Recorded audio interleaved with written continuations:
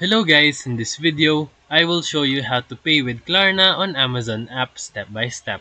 Step 1. Open your Klarna app and make sure that you are logged in. Tap on the search bar and look for Amazon under Shop or Partner Stores. Step 3.